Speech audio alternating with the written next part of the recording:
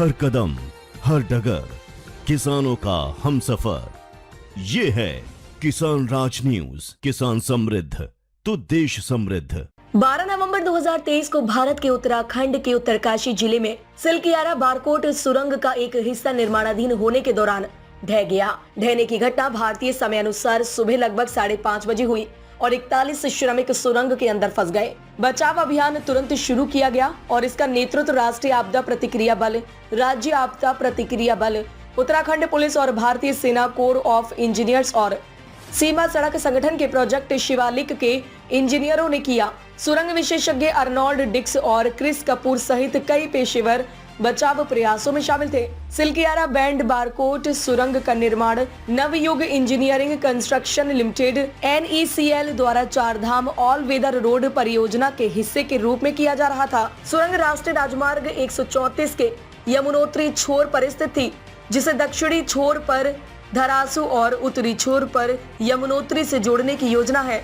सुरंग को 4.5 किलोमीटर 2.8 मील लंबा बनाने की योजना है और इससे मार्ग लगभग 20 किलोमीटर 12 मील छोटा हो जाएगा। राज्य सरकार ने फंसे हुए श्रमिकों को बचाने के लिए ऑपरेशन जिंदगी शुरू किया। 16 नवंबर तक बचाव कार्यों के दौरान 2 सुरंग खोदने वाली मशीनें तैनात की गई थी। पहले की प्रगति अपर्याप्त होने के बाद दूसरी 3 भागों में उड़ाई गई थी।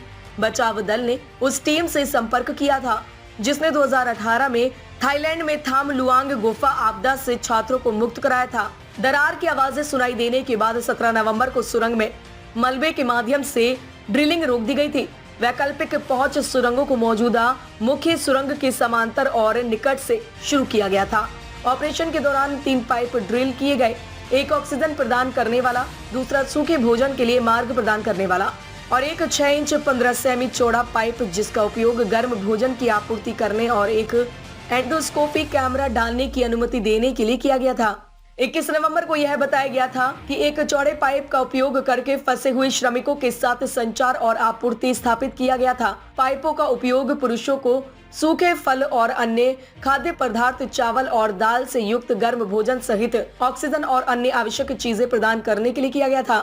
साथ ही फिल्म बनाने और उनके साथ संवाद करने के लिए एक छोटा एंडोस्कोपी कैमरा भी था। इस स्तर पर सुरंग की मलबे के माध्यम से ड्रिलिंग के साथ साथ 3 ऊर्ध्वाधर शाफ्टों को ड्रिल करने का प्रयास किया गया था। मलबे और धातु की छड़ों की स्थिरता और उसमें फंसे एक पाइप की समस्याओं के कारण 22 और 23 नवंबर को ड्रिलिंग में देरी हुई। 23 नवंबर को ड्रिलिंग मशीन और उसके माउंटिंग प्लेटफॉर्म की महत्वपूर्ण मरम्मत की आवश्यकता हुई।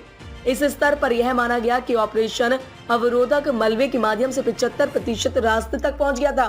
प्रधानमंत्री कार्यालय के एक पूर्व सलाहकार भास्कर खुलबे ने उम्मीद जताई कि बचाव अभियान 24 नवंबर की शाम तक समाप्त हो जाएगा और फंसे हुए श्रमिकों को निकाल लिया जाएगा। उन्होंने यह भी कहा कि प्रधानमंत्री नरेंद्र मोदी सुरंग में फंसे श्रमिकों के प्रति बेहद संवेदनशील है और प्रतिदिन श्रमिकों की कुशल क्षेम तथा सुरंग में चल रहे राहत एवं बचाव कार्यों के बारे में विस्तृत जानकारी ले रहे हैं। 25 नवंबर को बचाव अभियान को एक और झटका लगा क्योंकि सुरंग खोदने वाली मशीन बर्मा टूट गई और सुरंग के अंदर फंस गई, जिससे ड्रिलिंग प्रगति में बाधा उत्पन्न हुई। बचाव दल ने मलबे को तोड़ने और फंसे हुए श्रमिकों तक पहुंचने के लिए हथौड़े और छेनी जैसे मैनुअल उपकरणों का उपयोग करने का निर्णय लिया।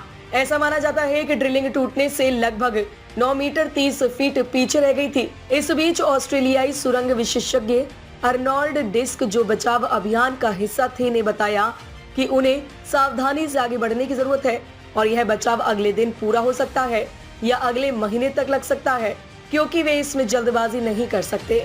28 नवंबर को बचाव दल में शामिल रैट होल खनिकों ने मैनुअल रूप से काम करते हुए मलबे की शेष लंबाई को तोड़ दिया और फंसे हुए श्रमिकों तक पाइप पहुंचाया। 28 बचाव दल ने दिन भर स्ट्रेचर पर एक एक करके श्रमिकों को बाहर निकाला।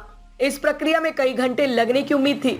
बाद में उसी दिन लगभग 20 घंटे 50 मिनट IST पर उत्तराखंड सरकार द्वारा यह पुष्टि की गई कि सभी 41 श्रमिकों को सफलतापूर्वक बचा लिया गया।